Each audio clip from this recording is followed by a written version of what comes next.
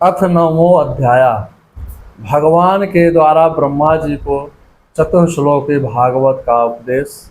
सुखदेव जी ने कहा, हे राजन, आत्मं मायामृते राजन परस्य अनुभवात्मनं न घटते तार्थ संबंधम स्वप्न द्रष्टुम रिवांजसा। जीव का देहादि संबंध अविद्या से होता है, वास्तविक नहीं है। जैसे स्वप्न देखने वाले का स्वप्नगत देह से संबंध नहीं होता है, अनुभवात्मक स्वरूप का माया के बिना दृश्य पदार्थों के साथ कोई संबंध नहीं हो सकता। अनेक रूप वाली माया के कारण वह अनेक रूप वाला प्रतीत होता है। जब उसके गुणों में रम जाता है तब मैं यह हूँ, यह मेरा है, इस प्रकार मानने लगता है। अविद्या अज्ञान, अज्ञान के कारण जीव की बाल युवा वृद्ध अवस्थाएं होती हैं। अविद्या की निवृत्ति पर उसका मोक्ष हो जाता है।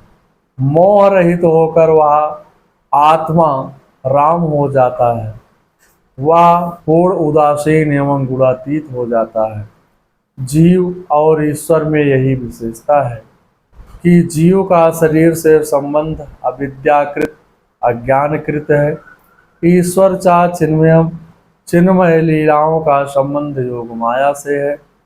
ईश्वर के भजन से जीव को तत्व ज्ञान और मोक्ष मिलता है।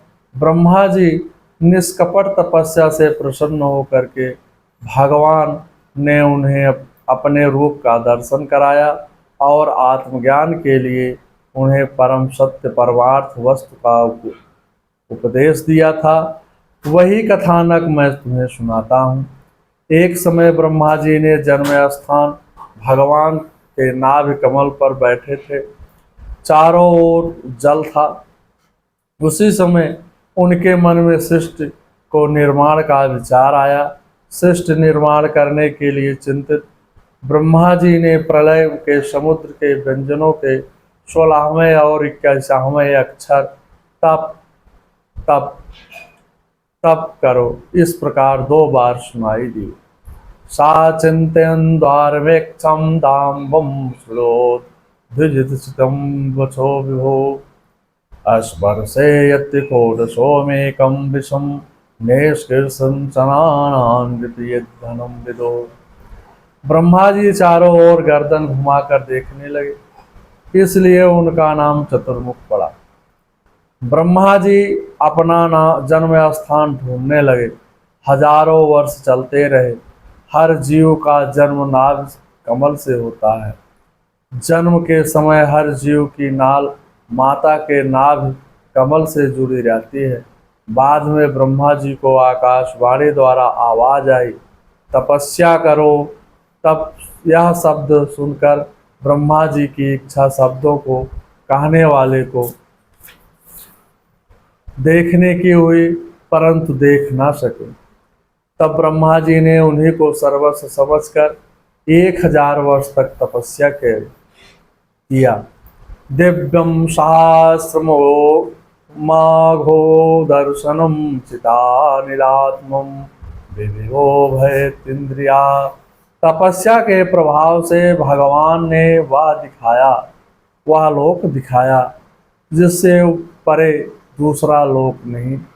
ब्रह्मा जी को तपस्या के प्रभाव से वैकुंठ लोक के दर्शन हो गए, जो भगवान का शुद्ध सत्यमय स्वरूप है, जहाँ भगवान पार्षदों सहित निवास करते हैं, जिसका कभी नाश नहीं होता है। भगवान सिंहासन पर आसीन थे, दिव्य पीताम्बर धारण किए थे। ब्रह्मा जी दर्शन करके गदगद हो गए, शरीर रोमांचित हो गया, प्रेम आंसू झलक आए। भगवान के चरणों में दंडवत प्रणाम कर बैठ गए। भगवान ने मंद मंद मुस्कुरान करते हुए कहा, हे ब्राह्मण, मैं तुम्हारी तपस्या से प्रसन्न हूँ। वरम ब्रूहि, इच्छा अनुसार वर मांगो। ब्रह्मा जी ने कहा, कृपया मुझे सृष्टि करने की शक्ति एवं ज्ञान प्रदान करें। ताकि मैं सावधानी पूर्वक जीवों के गुण कर्मों का विभाजन कर सकूं और शिष्ट करते समय मुझे अभिमान न आए। तब भगवान ने चतुर्श्लोकी 4 श्लोकों वाली भागवत का उपदेश दिया और कहा, इसी के मनन से तुम्हें शिष्ट का पूर्ण ज्ञान हो जाएगा। चतुर्श्लोकी भागवत के प्रथम मंत्र में परमात्मा का लक्षण है, अहमेवासमेवाग्रम नान्यद्यत् शतं परम पंचादहम यत्तच्चम यो विश्वशेषोऽहम्। जिसके पूर्व में मैं ही था, मेरे अतिरिक्त ना स्थूल था ना सूक्ष्म था, ना तो दोनों का कारण अज्ञान। जहाँ सृष्टि नहीं वहाँ मैं भी नहीं हूँ, जहाँ सृष्टि नहीं है वहाँ मैं ही मैं हूँ। और सृष्टि, इस सृष्टि के रूप में जो भी प्रतीत हो रहा है वह मैं ही हूँ, जो बचेगा वह भी मैं ही हूँ।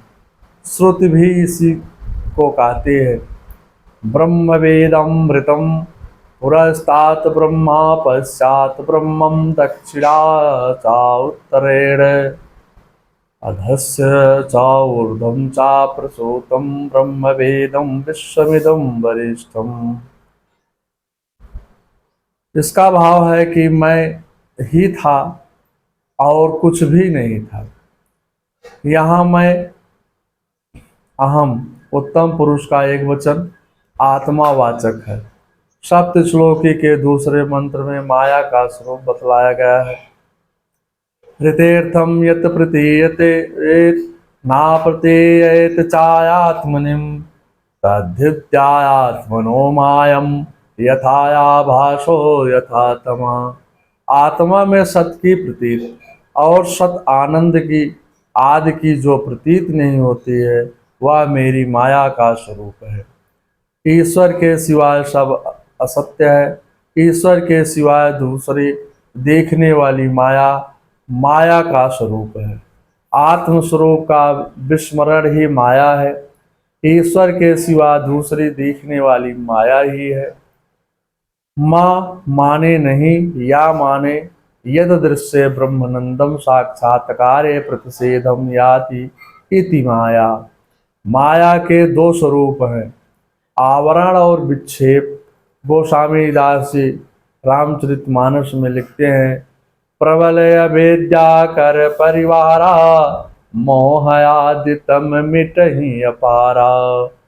यह माँ सब माया कर परिवारा प्रबलय मित को बरन ते पारा।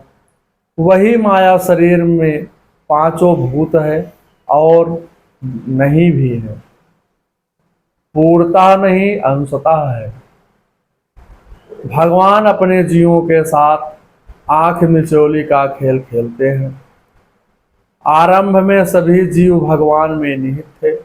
भगवान प्रत्येक जीव के कर्मानुसार शरीर देते हैं, फिर कहते हैं मैं छुप जाता हूँ, तुम मुझे खोज लेना। तस्मै नमो भगवते वासुदेवाय धीमहि यन्माया दुर्जया मां प्रबंध जगत गुरुम। माया मा निषेधया हाकारात्मक। इस प्रकार जो न हो गया, जो न हो वह माया है। माया के तीन हैं, स्वाविमोहिका, स्वाजन विमोहिका, विमुख जन विमोहिका।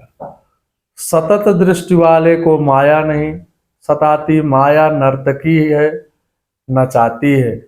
नर्तकी का उल्टा करोगे तो कीर्तन होता है, कीर्तन करने से माया छूटेगी। चतुर्श्लोकी भागवत के तीसरे मंत्र में बताया है कि आत्म जिज्ञास को अन्वय और व्यतिरेक्त से परमात्मा के स्वरूप का ज्ञान करना चाहिए।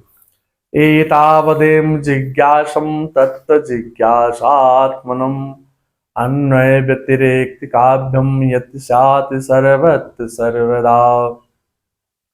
यह ब्रह्मा नहीं है, यह ब्रह्मा नहीं है, इस प्रकार का निषेध पद्धति से यह ब्रह्मा है, यह ब्रह्मा है। इस अन्वय पद्धति से यही सिद्ध होता है कि सर्वातीत एवं सर्वस्व स्वरूप भगवान ही सर्वदा और सर्वत्र स्थित है। वही वास्तविक तत्व है।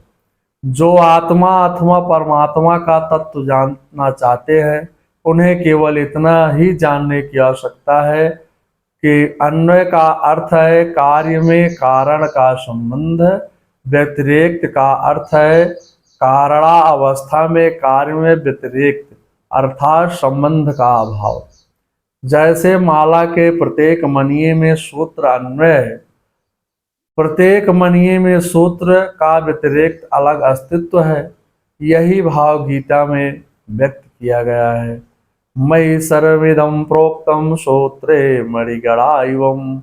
गीता के 7वें अध्याय का 7वां श्लोक का सुखदेव जी ने कहा, हे राजन, भगवान ने कहा, ब्रह्मा जी तुम अविचल समाधि के द्वारा मेरे इस सिद्धांत में पूर्ण निष्ठा कर लो।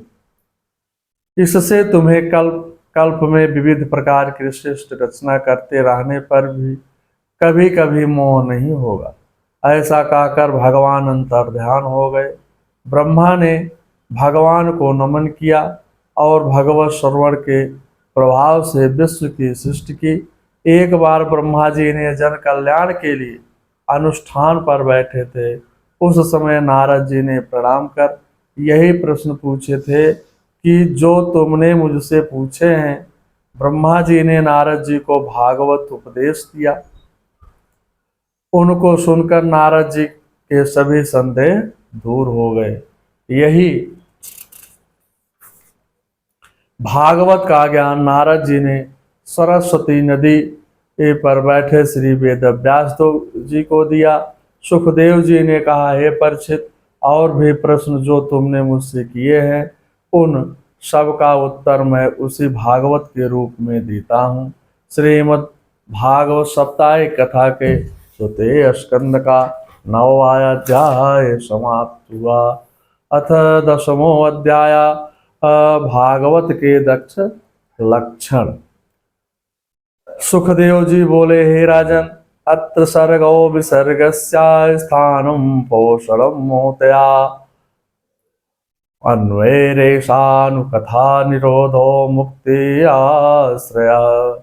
इसी से भागवत पुराण में सर्ग विसर्ग स्थान पोषण उक्ति अन्वत्तर ईशानुकथा निरोध मुक्ति आश्रय इन 10 विषयों का वर्णन किया है, जिसमें जो 10वां आश्रय तत्व है उसी का ठीक निश्चय करने के लिए ऋषियों ने 9 लक्षणों का वर्णन किया है। तीसरे स्कंद के 12वें स्कंद तक क्रम से 10 लक्षणों का वर्णन किया गया है। सर्वप्रथम जो तुमने सृष्टि के विषयक में विराट पुरुष की उत्पत्ति के बारे में जिज्ञासा उत्पन्न की, उसके विषय में सर्वप्रथम बताता हूँ। अद्वैत वेदांत में जिस वस्तु को अधिष्ठान कहते हैं, भागवत में उसी को आश्रय कहा गया है।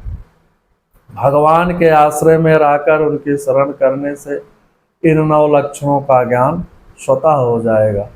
सर्ग ईश्वर की प्रेरणा से गुणों में क्षोभ हो करके जो आकाश आदि पंचभूत शब्दात तन्मात्राएं इंद्रियां अहंकार तथा महत्व की उत्पत्ति होती है, उसको सर्ग कहते हैं। विसर्ग जो प्राणियों की सृष्टि होती है उसी को विसर्ग कहते हैं, जिसमें ब्रह्मा द्वारा चराचर सृष्टि का निर्माण होता है। आस्थान भागवत सृष्टि को किस प्रकार रखते हैं, भूगोल खगोल किस प्रकार स्थित हैं, इसको स्थान कहते हैं। पोषण अपने द्वारा सुरक्षित सृष्टि में भक्तों के ऊपर जो कृपा होती है उसे पोषण कहते हैं। जैसे माली पौधों को सींचता है। मनवंतरों के अधिपति जो भगवत भक्ति और प्रजापालन रूप विशुद्ध धर्म का अनुष्ठान किया जाता है उसे मनवंतर कहते हैं। उक्ति जीवों की वासनाएं जो कर्म बंधन में डालती है उन्हें उक्ति कहते हैं। ऊतया कर्म वासना ईशानु कथा भगवान के विभिन्न अवतारों और आख्यानों से युक्त कथाएं ईसा अनुकथा है। निरोध जीव का उपाधियों के साथ परमात्मा में लीन होना निरोध कहा जाता है। मुक्ति अपने वास्तविक स्वरूप परमात्मा में लीन होना मुक्ति है। आश्रय चराचर जगत की उत्पत्ति और प्रलय जिस तत्व से प्रकाशित होते हैं वह परब्रह्मा ही आश्रय है। जो चक्षु और इंद्रियों के अधिष्ठात्र देवता सूर्य आदि के रूप में है, जो नेत्र गोलक आदि के दृश्य देह है, वही परमात्मा सबका अधिष्ठान आश्रय तत्व है। उसका आश्रय वह स्वयं ही है। विराट पुरुष की उत्पत्ति। पुरुषोंडम विनिर्भद्यम यदा शोचा विनिर्गता आत्मनोमं विनिच्छन्नो अर्पन्नो माक्षे। विराट पुरुष जब 24 तत्वों के साथ ब्रह्मांड को फोड़कर निकले तब उन्होंने अपने रहने के स्थान के लिए पवित्र जल की सृष्टि की। विराट पुरुष रूप नर से उत्पन्न होने के कारण जल का नाम नार पड़ा और अपने उत्पन्न किए हुए नार में 1000 वर्षों तक पड़ा रहा, इसलिए उसका नाम नारायण पड़ा। तेन नारायणो नाम यद्यापम पुरुषोद्भवा। उस भगवान नारायण ने एक से अनेक होने की इच्छा से ब्रह्मांड के बीज स्वरूप अपने सुवर्णमय वीर्य को 3 भागों में अधिदैविक, अध्यात्म और अद्भुत में विभक्त किया। तदंतर भगवान के शरीर के अंदर स्थित आकाश से इंद्रिय, मन, देह, शक्ति तथा 3 प्रकार के प्राण उत्पन्न हुए। प्राण से गतिशील होने पर खाने की इच्छा उत्पन्न हुई। फिर मुख, 2 नासिका छिद्र, घ्राण इंद्रियां जो सूंघने की शक्ति, 2 आँखें, 2 कान, चर्म, त्वक इंद्रिय, वायु, स्पर्श की इच्छा हुई। 2 हाथ निकले। फिर 2 कर्म करने की इच्छा हुई। जब चलने की इच्छा हुई तब 2 पैर निकले। जब रत करने की इच्छा हुई तब विराट पुरुष के शरीर में लिंग निकला। मल त्याग की इच्छा होने पर द्वार निकला। अन्न ग्रहण की इच्छा से कोप, आते, नाड़ियाँ उत्पन्न हुई। ध्यान करने की इच्छा से हृदय निकला। उसमें चंद्रमा, मन, इंद्रिय और संकल्प विषय हुआ। यह भगवान का स्थूल रूप है जो पृथ्वी 8 आवरणों से आवृत है। इससे परे भगवान का अत्यंत सूक्ष्म रूप है जो आदि मध्य रहित मन वाणी से परे है। ये दोनों ही भगवान की माया द्वारा रचित है। सा वाचम वाचकतया भगवान ब्रह्म रूप धृक् नाम रूप प्रकृत्यम दत्ते सर्कर्म कर्म कः पर। वास्तव में भगवान निष्क्रिय है। अपनी शक्ति से ही वह सक्रिय बनते हैं।